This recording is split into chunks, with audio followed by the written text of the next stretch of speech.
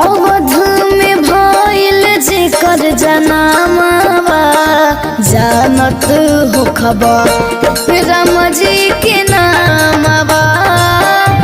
अवध में भइल जेकर जनामावा जानत हो खबर राम जी के नामवा।